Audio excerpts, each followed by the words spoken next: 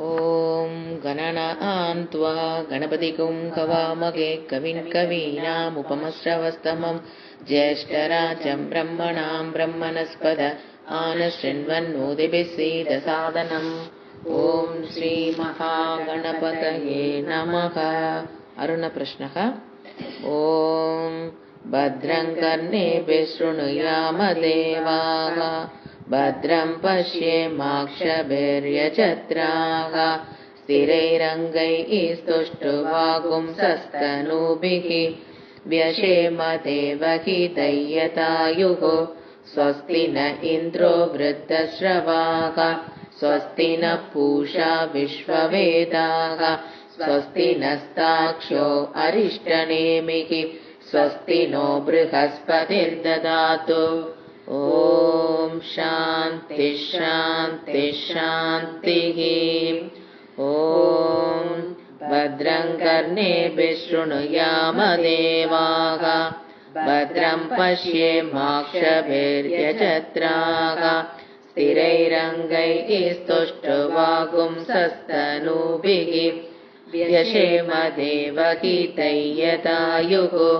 स्वस्ति न इन्द्रो वृद्धश्रवाः, स्वस्ति नः पूषा विश्ववेदाः, स्वस्ति नस्ताक्ष्यो अरिष्टनेमिः, स्वस्ति नो बृहस्पतिर्ददातु। आपमापमपस्सर्वाः, अस्मादस्मादितो मुदः, अग्निर्वायुश्च सूर्यश्च सकसञ्चस्करद्धिया, वायवश्वारश्मिपतयः, मरीच्यात्मानो अद्रुकः, देवीर्भुवनसुवरीः,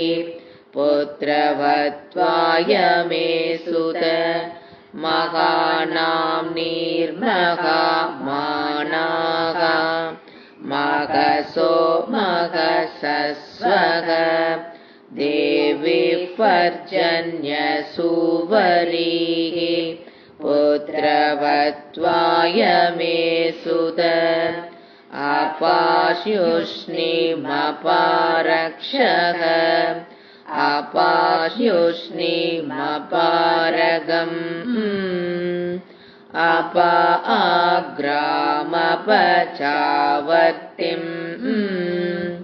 अपदेवीरितोहित, वज्रं देवीरजितागश्च,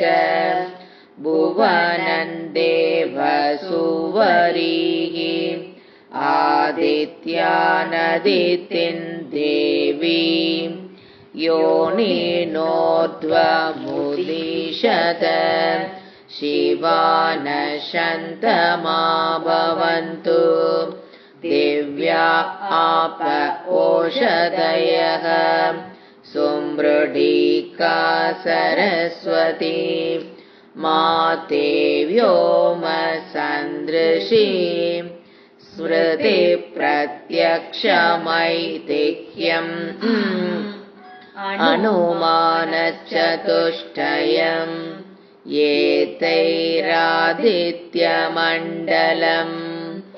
सर्वैरेव विदास्यते, सूर्यो मरीचिमादत्ते, सर्वस्माद्भुवनादधि, तस्यापाकविशेषेण स्मृतं कालविशेषणम्, नदीव प्रभवा काचित्, अक्षय्या आत्यन्दते यथा, तानत्योऽभिसमायन्ति, सोरुसती न निवर्तते, एवं नानासमुत्थानाः, काला संवत्सरगश्रिताः, अनुषश्च मघशश्च, सर्वे समवयन्द्रियम् सदैः सर्वैः समाविष्टः ऊरुसन्ननिवर्तते अधिसंवत्सरं विद्यात् तदेव लक्षणे अनुभिश्च महद्भिश्च समारूढः प्रदृश्यते संवत्सरप्रत्यक्षेण नादिसत्त्वः प्रदृश्यते पटरो विक्लिदः पिङ्गः एतद्वरुणलक्षणम् यत्रैतदुपदृश्यते सहस्रं तत्र नीयते एकगुंहिशिरो नानामुखे कृष्णं तदृतुलक्षणम् उभयतः सप्तेन्द्रियाणि जल्पितन्त्वेव दिह्यते शुक्लकृष्णे संवत्सरस्य दक्षिणवामयोः पार्श्वयोः तस्यैषा भवति शुक्रन्ते अन्यत्यजदन्ते अन्यत् विषुरूपे अगनिद्यौरिवासि विश्वाहि माया अवसि स्वधावः भद्राते पूषन्निगरातिरस्विति नात्र भुवनं न पूषा न पशवः नादित्यसंवत्सर एव प्रत्यक्षेण प्रियतमौ विद्यात् एतत्त्वै संवत्सरस्य प्रियतमगुं रूपम् योऽस्य महानर्त उत्पत्स्यमानो भवति इदं पुण्यं कुरुष्वेति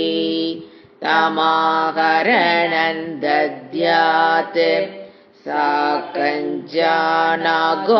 सप्ततमाहुरेकजम् षडुद्यमा ऋषयो देवजा इति तेषामिष्टानि विहितानि दामशः स्थात्रे रेजन्ते विकृतानि रूपशः को नु मर्या अमितितः सकायमब्रवीत् जहाको अस्मदीशते यस्तेत्याजसखी विदगुं सकायम् न तस्य वाच्यपि भागो अस्ति यदि गुं शृणोत्यलकगुं शृणोति न हि प्रवेद सुकृतस्य पन्थामिति ऋतुनानुद्यमानः विननादाभिधावः षष्टिश्च त्रिगुंशकावल्गाः शुक्लकृष्णौ च षाष्टिकौ सा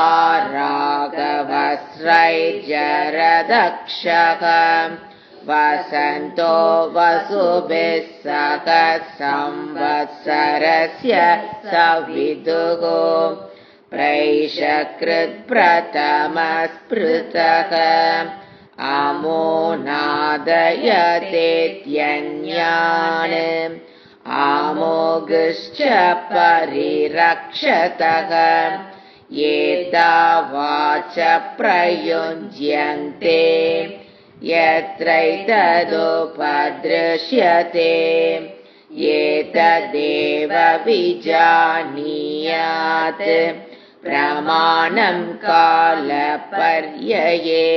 विशेषणं तु वक्ष्यामः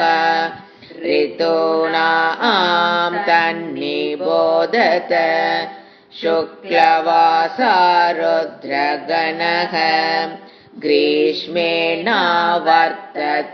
सः निजगन् पृथिवीगुं सर्वाम् ज्योतिषा प्रतीक्येन सह विश्वरूपाणि वासा गुंसि आदित्यानान्निबोधत संवत्सरिणं कर्मफलं वर्षाभिर्ददता गुंसः अदुःखो दुःखचक्षुरिव दत्मापीत इव दृश्यते शीतेन आव्यतयन्निव रुरुदक्ष इव दृश्यते ह्लादयते ज्वलतश्चैव शाम्यतश्चास्य चक्षुषि या वै प्रजा भ्रगस्यन्ते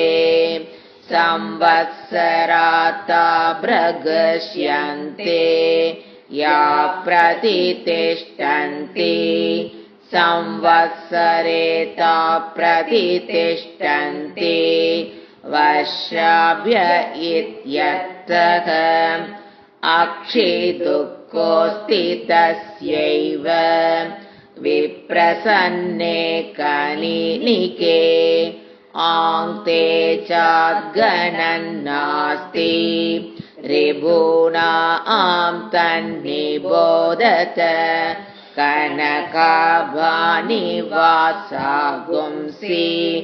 आगतानि निबोधत अन्नमश्रितमज्मीत अहं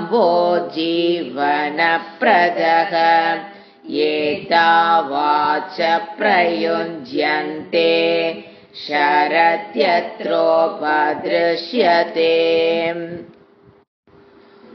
अभिधून्वन्तो विघ्नन्त इव वातवन्तो मरुद्गणाः अमुतो जेतुमिषु मुखमिव सन्नद्धाः ददृशेक अपद्वस्तैर्वस्तिवर्णैरिव विशिकासकभर्दिनः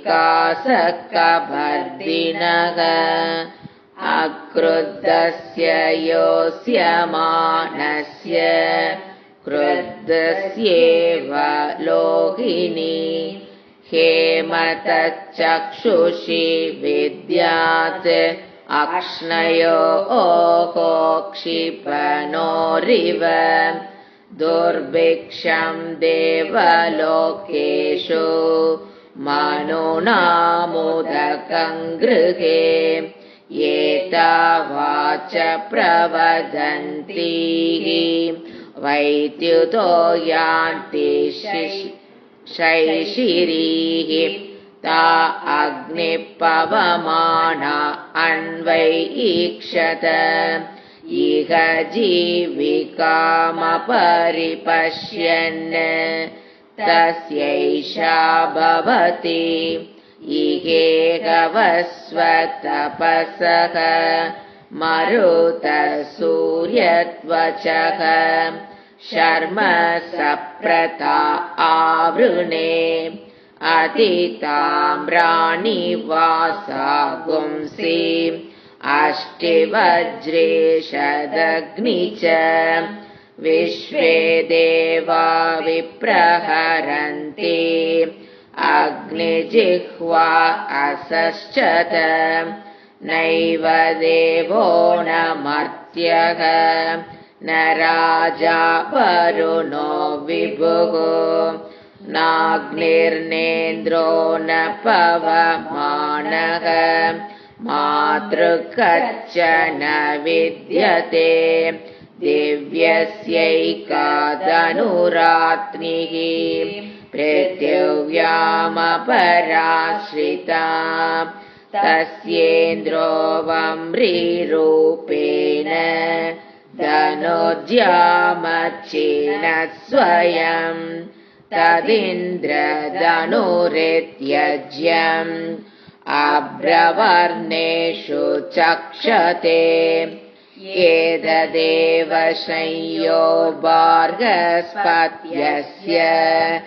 एतद्रुदस्य धनुः रुद्रस्य त्वेव धनुरात्निः शिर उत्पिपेश स प्रवर्ग्यो भवत् तस्माद्यस प्रवर्गेण यज्ञेन यजते रुद्रस्य स शिरप्रतिदधाति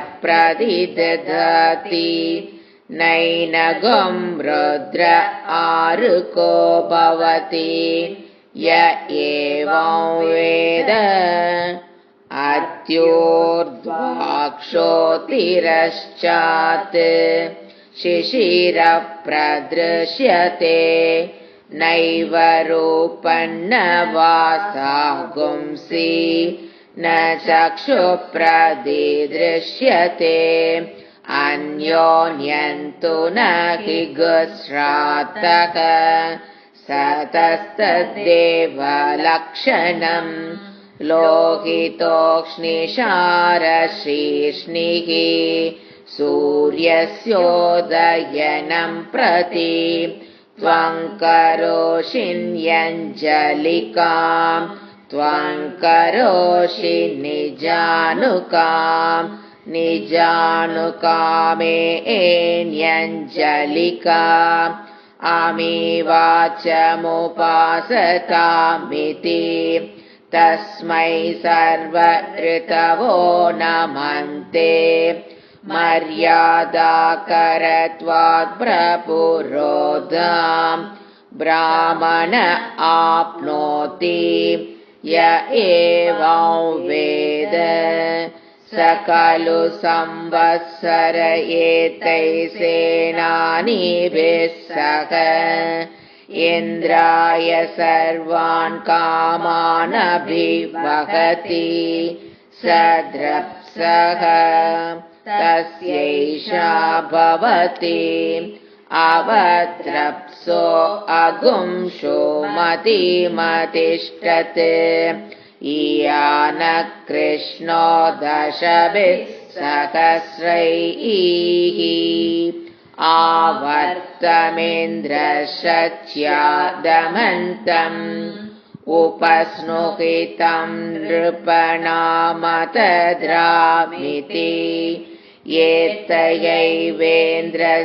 एतयैवेन्द्रसलावृख्या सह असुरान् परिवृश्चति पृथिव्यगं सुमति तामन्ववस्थितः संवत्सरो दिवञ्च नैवं विदुषाचार्या आन्ते वासिनौ अन्योन्यस्मै द्रुह्यताम् यो द्रुह्यति भ्रश्यते स्वर्गाल्लोकात् इत्युतुमण्डलानि सूर्यमण्डलान्याख्यायिकाः अत ऊर्ध्वगुंसनिर्वचनाः आरोगो भ्राजपटरपदङ्गः स्वर्णरो ज्योतिषीमान् विभासः ते अस्मै सर्वे दिवमातपन्ति ऊर्जन्दुकाना अनपस्फुरन्त इति कश्यपोष्टमः स महामेरुन्न जहाति तस्यैषा भवति यत्ते शिल्पं कश्यपरोचनावत् इन्द्रियावत् पुष्कलम् चित्रभानो यस्मिन् सूर्या अर्पिता सप्त साकम् तस्मिन् राजानमधिविश्रये मामिति ते अस्मै सर्वे कश्यपाज्योतिर्लभन्ते तान् सोमः कश्यपादधिर्निर्गमति भ्रष्टाकर्म कृधि वैवम् प्राणो जीवानीन्द्रियजीवानि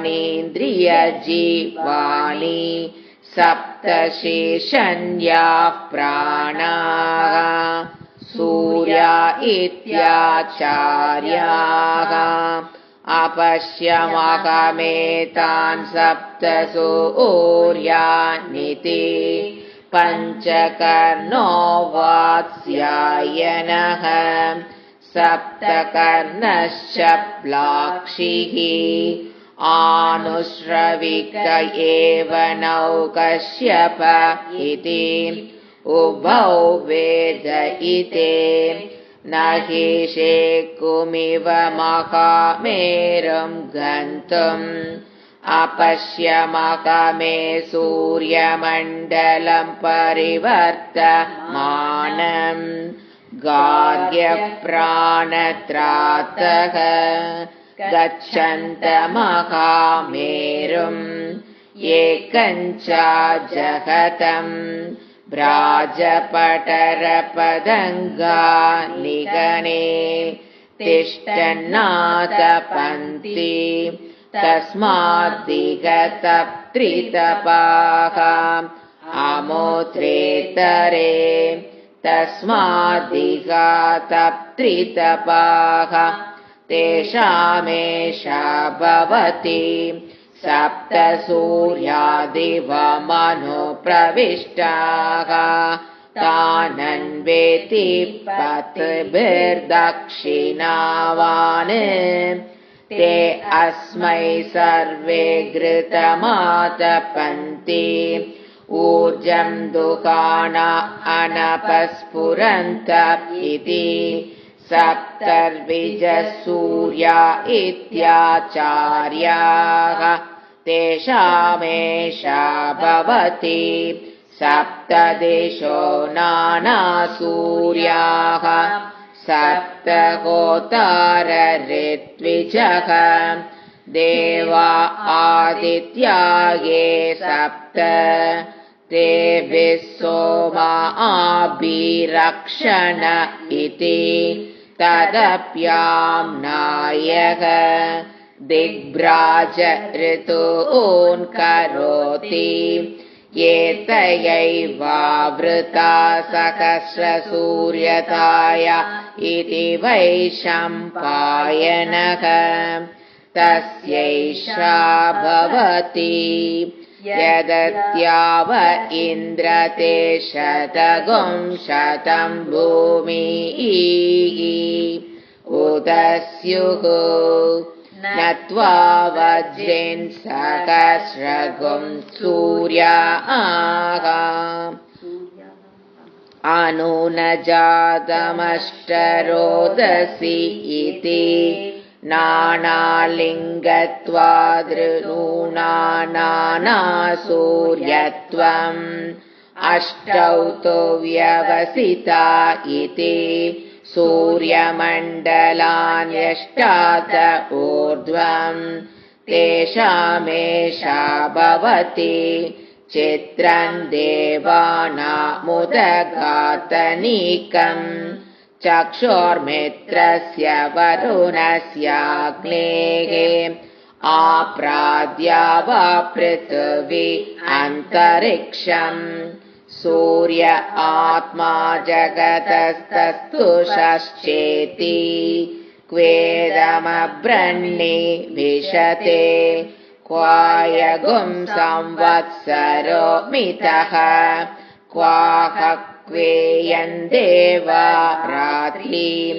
क्व मासा ऋतवश्रिताः अर्धमासा मुहूर्ताः निमेषास्तुष्टिभिः सह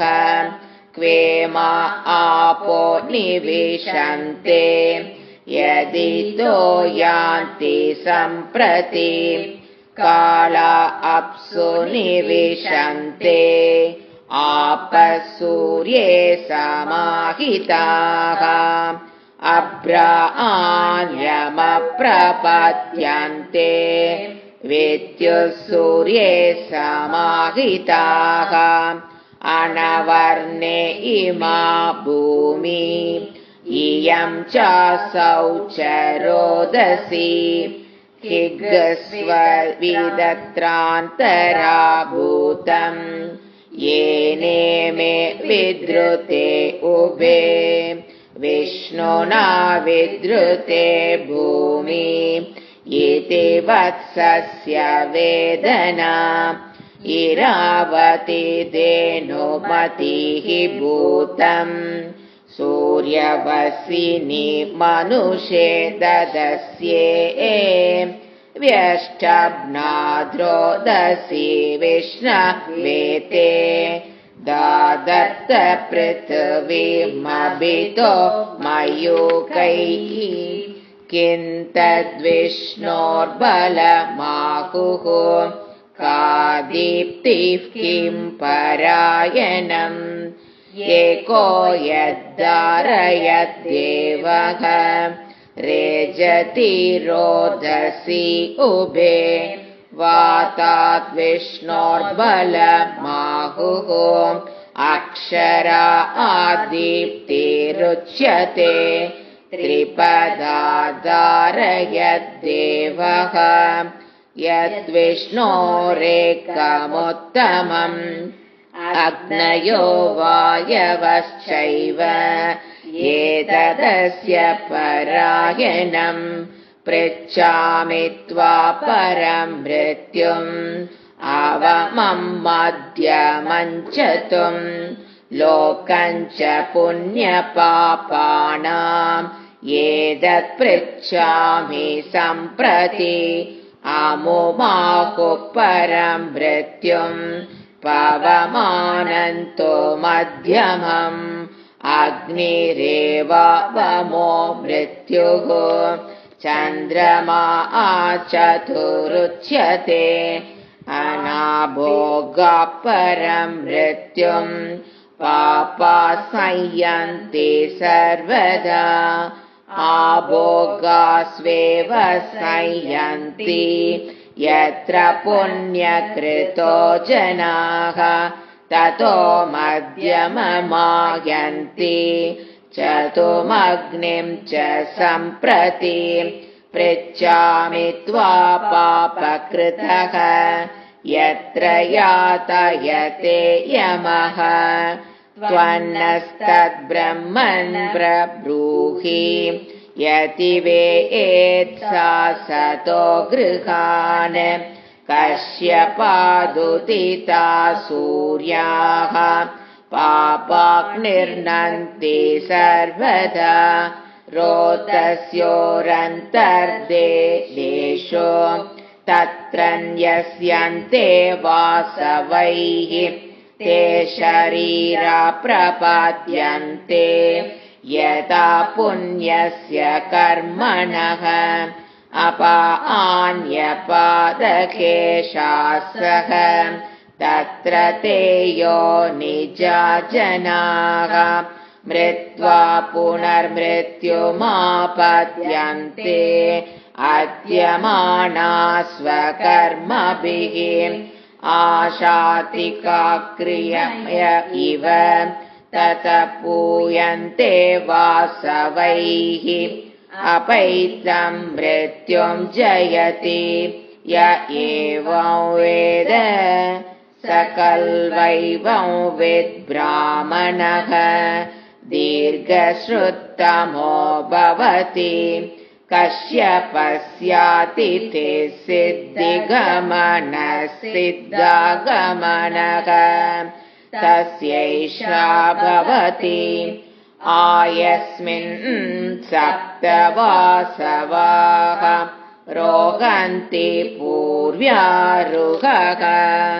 ऋषिर्ह दीर्घश्रुत्तमः इन्द्रस्य घर्मो अतिथिरिति कश्यपः पश्यको भवति यः सर्वं परिपश्यतीति सौक्ष्म्यात् अथाग्नेरश्च पुरुषस्य तस्यैषा भवति अग्नेनय सुपताराये अस्मान् विश्वानि देववयुनानि विद्वान् युयोत्यस्मज्जुहोराणमेनः भूयिष्ठान्ते नम उक्तिं विधेमेति अग्निश्च जातवेदाश्च सहोज अजिरा प्रभुः वैश्वानरो नर्यापाश पङ्क्तिरादाश्च सप्तमः विसर्पेवाष्टमोऽग्नीनाम् एतेष्टौ वसवः क्षिता इति यदत्वेवाग्नेरच्चिर्वर्णविशेषाः नीलाचिश्च पीतका आर्चिश्चेति अथवा योरेकादश पुरुषस्यैकादश स्त्रीहस्य ब्रभ्राजमाना व्यवदाताः याश्च वासुकी वैद्युताः रजता परुषा श्यामाः कपिला अतिलोहिताः ऊर्ध्वा अवपतन्ताश्च वैद्युत इत्येकादश नैनौ वैद्युतो हि नस्ति य एवं वेद स होवाच व्यासपाराशर्यः विद्युद्वदमेवाहं मृत्युमयीच्छमिति न त्वकामगुं हन्ति य एवं वेद अथ गन्धर्वगणाः स्वानम्राट् अङ्गारिर्बम्बारिः हस्तसुहस्तः कृशाणोर्विश्वावसुः मूर्धन्वांसु ऊर्यवर्चाः कृतिरित्येकादश गन्धर्वगणाः देवाश्च महादेवाः रश्मयश्च देवागरगिरः नैनङ्गरो हि नस्ति य एवं वेद गौरीमिमाय सलिलानि तक्षति एकपदी द्विपदी सा चतुष्पदी अष्टापदी नवपदी बभूवुषी सहस्राक्षरा परमे व्योमन्निति वाचो विशेषणम् अथ निगदौ व्याख्याताः ताननुक्रमिष्यामः वराहवस्वतपसः विद्योन्महसोदूपयः श्वापयो गृहमेधा आचेत्येते ये चेमशिमि विद्विषः पर्जन्या सप्त पृथिवीमभिवर्षन्ति वृष्टिभिरिति एतयैव विभक्तिविपरीताः सप्तभिर्वातैरुदीरिताः अमोन्लोकानभिवर्षन्ति तेषामेषा भवति समानमेतदुदकम् उच्चैत्यवचाहभिः भूमिं पर्जन्या जिन्वन्ति दिवं जिन्वन्त्यग्नय इति यदक्षरं भूतकृतं विश्वे देवा उपासते माघशिष्मस्य गोप्तारम् जमदग्निमत्कुर्वत जमदग्निराप्यायते चन्तुभिश्चतुरुत्तरैः राज्ञः सोमस्य तृप्तासः ब्रह्मणा वीर्यावता शिवानप्रदिशो दिशः तच्चैयोरावृणीमहे गातुं यज्ञाय गातुं यज्ञपतये दैवी स्वस्तिरस्तु नः स्वस्तिर्मानुषेभ्यः ऊर्ध्वं जिगातु भेषजम् शन्नो अस्तु द्विपदे शञ्चतुष्पदे सोमपा असोमपा इति निगदौ व्याख्याताः सहस्रवृत्तियं भूमिः परं व्योम सहस्रवृत् अश्विनामूर्ज्यो नासत्य विश्वस्य जगतस्पति जाया भूमिपतिर्व्योम मिथुनन्ता अतुर्यतुः पुत्रो बृहस्पतिरुद्रः सरमा इति श्रीपुंमम् शुक्रं वा मन्यत्यजतं वा मन्यत् विषुरूपे अगनिद्यौरिवस्तः विश्वाहि माया अवतस्वदावन्दौ भद्रावा आम्पूषणा विगरातिरस्तु वासा आद्यौ चित्रौ जगतो निधानौ द्यावा भूमि शरदः सगुं सकायौ तावश्विना रासभा आश्वाहवं मे शुभस्पति आगतगुं सूर्यया सह त्युग्रोकमुज्युमश्विनोदमेघे रयिन्न कश्चिन्ममृवाम् अवाहाः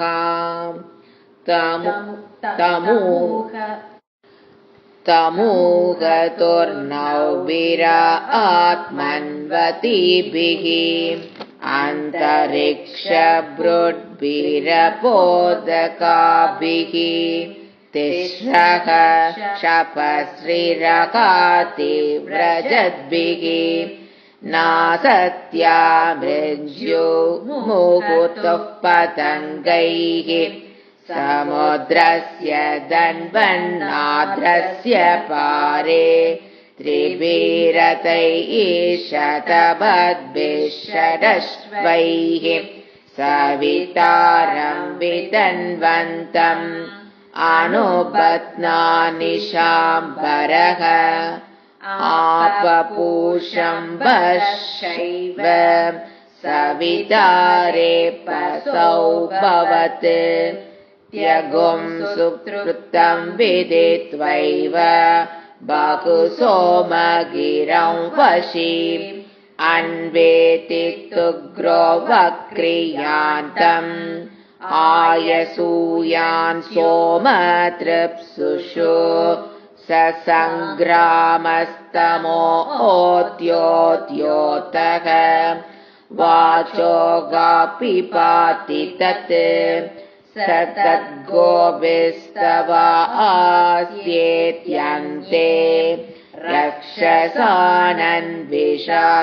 ये अन्वेति परिवृत्यास्तः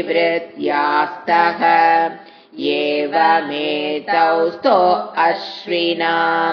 ते ये ते द्युपृथिव्योः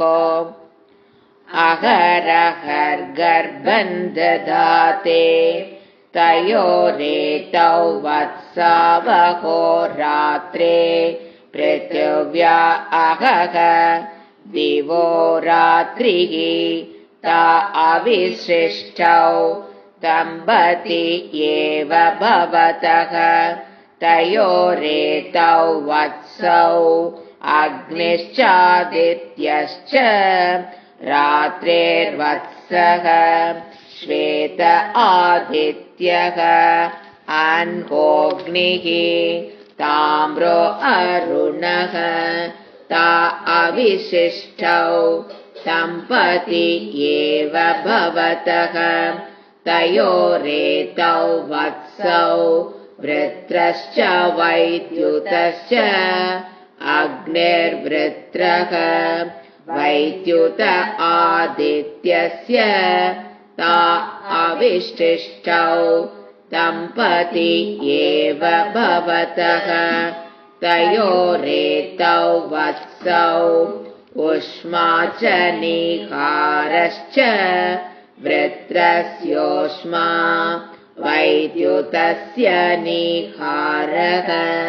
तौ तावेव प्रतिपद्येते श्रेयगुं रात्रिगर्भिणी पुत्रेण संवसति तस्या वा एतदुल्बनम् यत्रात्रौ रश्मयः यथा गोर्गर्भिण्या उल्बनम् एवमेतस्या उल्बनम् प्रजयिष्णु प्रजया च पशुभिश्च भवति य एवं वेद एतमुत्यन्तमभियन्तं चेति आदित्यः पुण्यस्य वत्सः अत पवित्राङ्गिरसः पवित्रवन्तः परिवाजमासते पित्रैषां प्रत्नो अभिरक्षति व्रतम् मखसमुद्रं वरुणस्थिरोदधे धीरा इच्छे कुर्दरुणेष्वारभम् पवित्रन्ते विदत्तं ब्रह्मणस्पते प्रभुर्गात्राणि पर्येषि विश्वतः अतप्ततन्नूर्न तदामो अश्नुते श्रुता स इत्वकन्तस्तत्समाशत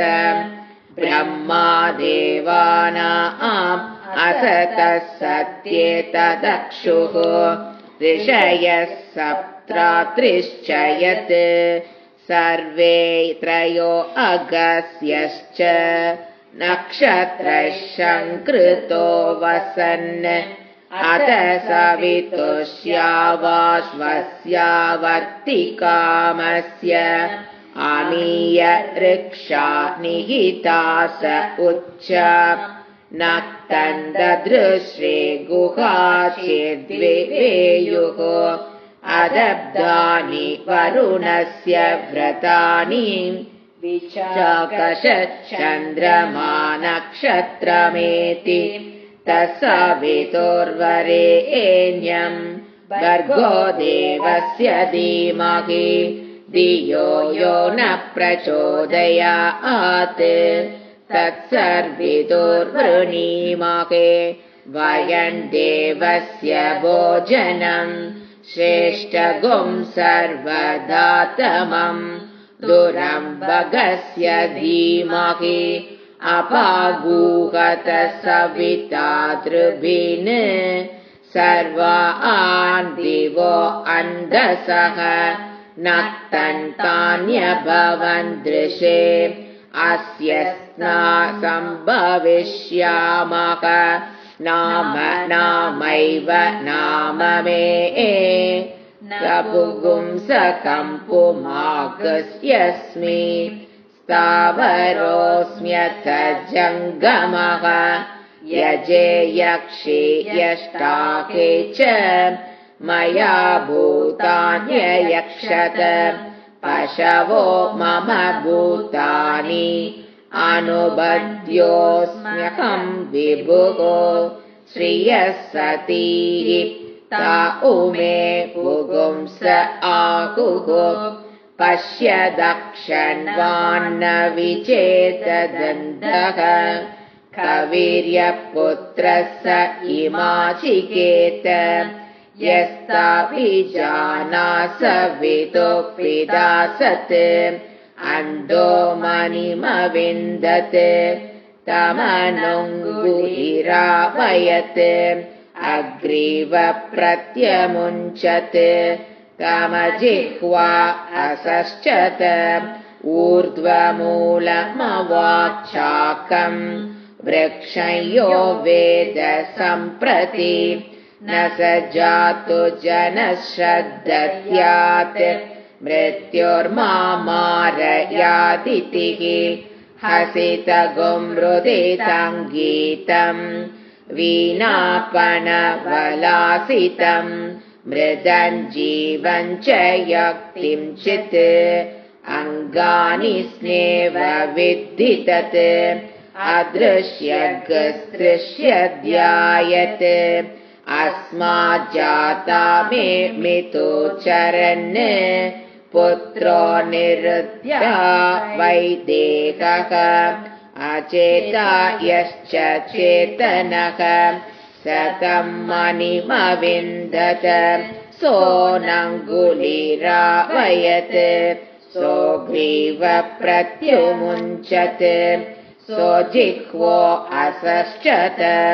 नैतं ऋषिं विदित्वा नगरं प्रविशेत् यदि प्रविशेत् मितौ चरित्वा प्रविशेत् तत्सम्भवस्य व्रतम् आतमग्नेरतन्तिष्ठ